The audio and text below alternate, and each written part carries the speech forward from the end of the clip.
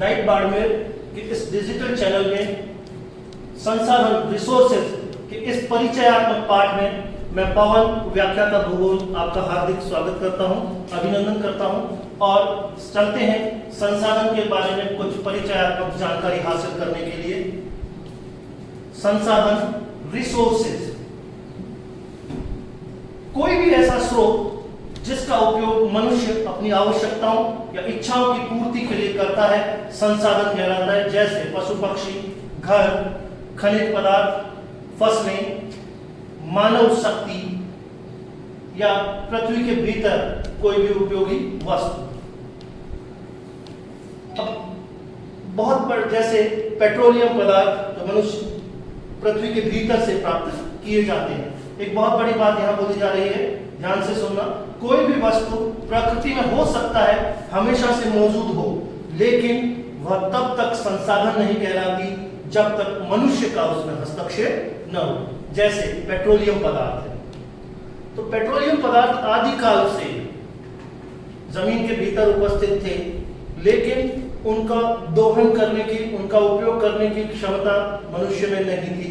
तो जब तक ये क्षमता मनुष्य में नहीं थी, तब तक वो मनुष्य के लिए संसाधन नहीं थे, वो संसाधन की श्रेणी में शामिल नहीं थे। जैसे ही मनुष्य के पास उनका दोहन करने, उनका उपयोग करने की तकनीक आई और मनुष्य ने उनका उपयोग करना प्रारंभ किया, तो ये पदार्थ, पेट्रोलियम पदार्थ भी संसाधन की श्रेणी में शामिल हो गए। प्रकृति का कोई भी तत्व तभी संसाधन बनता है जब वह मानवीय सेवा करता है, मानव समुदाय की आवश्यकताओं और इच्छाओं की पूर्ति करता है तथा जिसका इस्तेमाल सांस्कृतिक सामाजिक रूप से मान्य हो।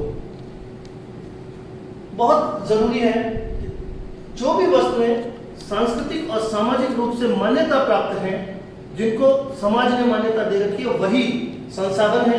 जिनको समाज ने मान्यता नहीं दे रखी, वो संसाधन की श्रेणी में नहीं आती है। अब हम कुछ विशेष परिभाषाएं देखते हैं संसाधन के संबंध में, कुछ भूगोलवेत्ताओं द्वारा दी गई परिभाषाएं। जेम्स फिशर के शब्दों में संसाधन वह कोई भी वस्तु है जो मानवीय आवश्यकताओं और इच्छाओं की पूर्ति करती है। कोई भी वस्तु जो मानवीय आवश्यकताओं और इच्छाओं की पूर्ति करती है, वह संसाधन है, जेम्स फिशर के शब्दों में। स्मिथ और फिलिप्स के अनुसार भौतिक रूप से संसाधन वातावरण की वे सभी प्रक्रियाएं हैं, वातावरण में होने वाली सभी प्रक्रियाएं जो मानव के उपयोग में आती है, वे संसाधन हैं। स्मिथ और फिलिप्स ने ये बात कही है। कोई भी वस्तु संसाधन होगी या नहीं होगी, कुछ शर्तें हैं, और वो कौन कौन सी शर्तें हैं वो भी हम देखते हैं। कोई भी वस्तु संसाधन तभी कहलाती है जब पहली शर्त, वस्तु का उपयोग संभव हो, मानव समुदाय उस वस्तु का उपयोग कर सके, तो ही वो संसाधन है। इसका रूपांतरण अधिक मूल्यवान और उपयोगी वस्तु के रूप में किया जा सके। कोई भी वस्तु जैसे खनिज पदार्थ जो जमीन के अंदर से मिलते हैं, हम उनको परिष्कृत करके फिर उनका उपयोग में लेते हैं। तो जो अधिक मूल्यवान और उपयोगी रूप में बदला जा सके, वही संसाधन है। इसमें निश्चित उद्देश्यों की पूर्ति की क्षमता होनी चाहिए। मानव की आवश्यकताएं हैं, मानव की इच्छाएं हैं, उनकी पूर्ति करने की अगर क्षमता है उसमें, तभी वो संसाधन है, नहीं तो वो संसाधन की श्रेणी में नहीं है। अगला, इन वस्तुओं के दोहन करने की योग्यता रखने वाला मानव संसाधन उपलब्ध। उन वस्तुओं को पड़ी है, लेकिन उनको प्राप्त करने की क्षमता वाला मानव संसाधन हमारे पास उपलब्ध होना चाहिए। उन वस्तुओं को हम प्राप्त ही नहीं कर सकते, तो वो संसाधन नहीं है। एक महत्वपूर्ण बात, इन संसाधनों के रूप में पोषणीय विकास करने के लिए आवश्यक पूंजी हमारे पास होनी चाहिए।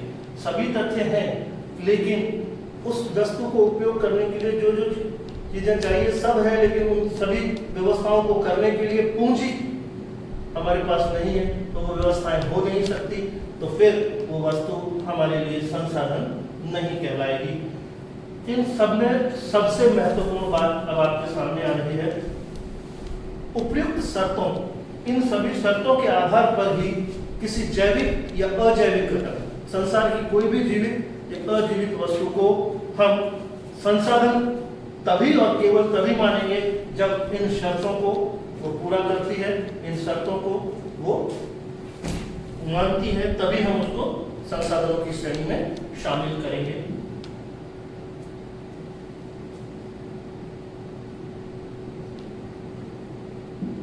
आपने इस चैप्टर में हमने संसाधन का परिचय लिया, संसाधन के उदाहरण देखे, उसकी परिभाषाएं देखी और अंत में हमने कोई भी वस्तु संसाधन कब बनती है इसके बारे में जानकारी हासिल की।